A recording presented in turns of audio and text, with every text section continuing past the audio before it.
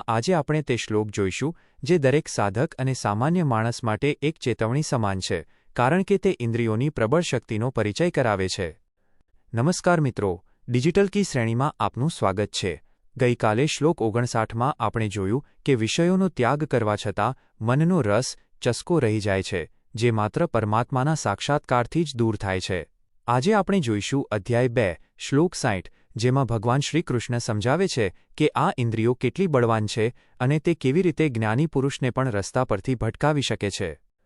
1. સંપૂર્ણ સંસ્કૃત શ્લોક. યતતો યપી કૌંતેય પુરુષસ્ય વિપશ્ચિતઃ ઇન્દ્રિયાણી પ્રમાથિની હરંતી પ્રસભમ મનઃ 60.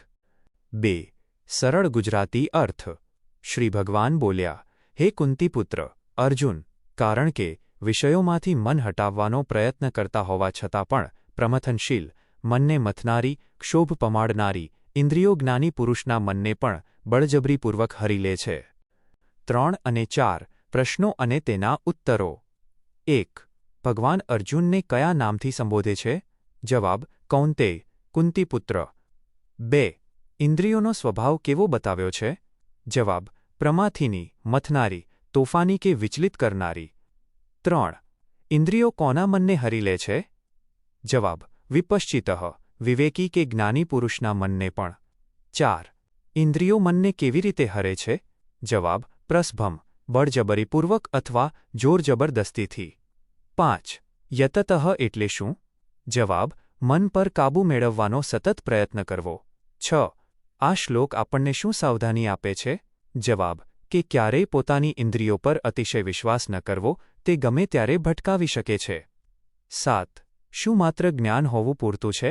જવાબ: ના, જ્ઞાન હોવા છતાં જો સાવધાની ન હોય તો ઇન્દ્રિયો કાબૂ બહાર જઈ શકે છે. 8. ઇન્દ્રિયો મનને કઈ તરફ ખેંચી જાય છે? જવાબ: બહારના ભોગ વિષયો તરફ. 9. હરંતીનો અર્થ શું થાય? જવાબ: હરણ કરી લેવું અથવા ચોરી લેવું. 10. આ શ્લોક કયા અધ્યાયનો છે? જવાબ: બીજા અધ્યાયનો 60મો શ્લોક. 5. જીવનનો ઉદ્દેશ. 1. સતત સાવધાની, કોન્સ્ટન્ટ વિજિલન્સ. આપણને ઘણીવાર લાગે છે કે હવે મને બધી ખબર છે, હું ક્યારેય ખોટું નહીં કરું. પણ ભગવાન કહે છે કે ઇન્દ્રિયો એટલી તોફાની છે કે તે જ્ઞાનીને પણ છેતરી શકે છે. જીવનનો ઉદ્દેશ એ છે કે આપણે ક્યારેય આધ્યાત્મિક કે નૈતિક માર્ગે અહંકાર ન કરીએ. સાવધાની હટી, દુર્ઘટના ઘટી એ નિયમ અહીં પણ લાગુ પડે છે. મન પર સતત વોચ રાખવી જરૂરી છે. 2. ઇન્દ્રિયોની શક્તિને સમજવી. Understanding the power of senses. આપણી આંખ, કાન અને જીભ આપણને બહારની દુનિયા સાથે જોડે છે. જો આપણે નકામી વસ્તુઓ જોવાનું કે સાંભળવાનું ચાલુ રાખીએ તો તે ધીમે ધીમે આપણા વિચારોને કબજે કરી લે છે. જીવનનો ઉદ્દેશ એવો હોવો જોઈએ કે આપણે આપણી ઇન્દ્રિયોને નકામા વિષયોનો ખોરાક ન આપીએ. તોફાની ઇન્દ્રિયોને પ્રેમ અને શિસ્તથી કાબૂમાં રાખવી જોઈએ. 3. મનનું રક્ષણ. Protecting the mind. ઇન્દ્રિયો તો માત્ર બારીઓ છે, પણ લૂંટાય છે મન. જ્યારે મન ઇન્દ્રિયોના વશમાં થાય છે ત્યારે મનુષ્ય પતિત થાય છે. જીવનનો ઉદ્દેશ એ છે કે આપણે મનને એટલું ઉચ્ચ ધ્યેય કે કામ આપીએ કે જેથી તે ઇન્દ્રિયોના નાના નાના ખેંચાણમાં ન ફસાય. શક્તિશાળી ઇન્દ્રિયોને કાબૂમાં કરવા માટે મનનું મનોબળ વધારવું અનિવાર્ય છે.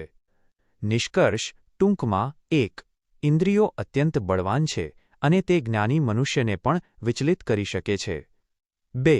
ક્યારેય પોતાના સંયમ પર અતિશય આત્મવિશ્વાસ ન રાખવો અને સતત જાગૃત રહેવું. 3. મનને બળજબરીથી ખેંચી જતી ઇન્દ્રિયોને કાબૂમાં કરવા માટે સતત અભ્યાસ જરૂરી છે. આવતીકાલના શ્લોકની પૂર્વભૂમિકા. આવતીકાલે આપણે જોઈશું અધ્યાય 2, શ્લોક 61, જેમાં ભગવાન આ ઇન્દ્રિયોને કાબૂમાં લેવાનો અમોઘ ઉપાય બતાવશે.